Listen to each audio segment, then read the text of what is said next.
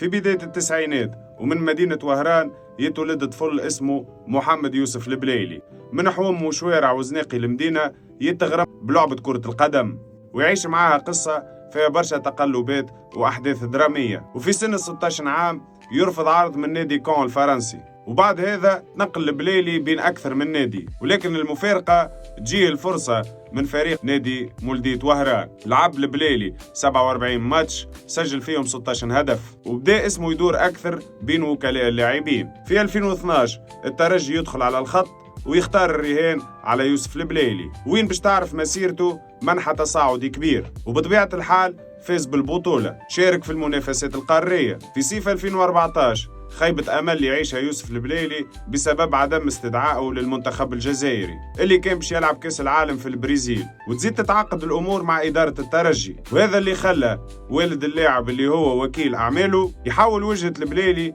لنادي اتحاد العاصمة. القرار هذا كان حدث مفصلي في مسيرة اللاعب، وصلت قيمة الراتب وقتها بتاع البليلي لقرابة 50,000 دولار، حاجة عمرها ما صارت في تاريخ البطولة الجزائرية. بداية البليلي كانت ممتازة، لكن بتاريخ 26 أكتوبر 2015 تجيه الضربة القاضية من الكاف، تحاليل إيجابية، مادة محظورة، عقوبة بالإيقاف لمدة 2 سنين. الناس الكل قالت انتهى البليلي. على عكس التوقعات، عشاق البليلي وجماهير الترجي يقفوا مع بابلو، خاصة بعد ما انتشرت أخبار عودته للتمارين. فات العقوبة في سبتمبر 2017، ولهنا تتكتب صفحة جديدة، وكانت بتجربة قصيرة مع نادي أنجي الفرنسي، وبعدها تجي الفرصة الذهبية من بوابة الترجي الرياضي التونسي، وتحديدا في موسم المئوية، وين يفوز بزوز تشامبيونز ليج ويشارك في كأس العالم للأندية في الإمارات. الشيء هذا فرض على جمال بالماضي استدعاء البليلي للمنتخب الجزائري،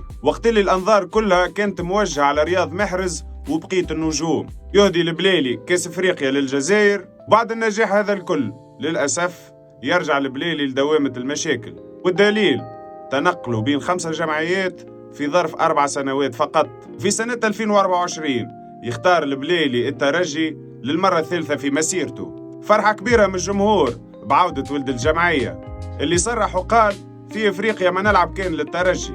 وبعد اللي صار هذا الكل ينجم حد يشكك في أداء يوسف البليلي اللي يعتبر من أفضل اللاعبين اللي قدموا أداء فردي رائع في دور المجموعات، اللي عمره ما فهم علاقة بابلو بفراج الترجي.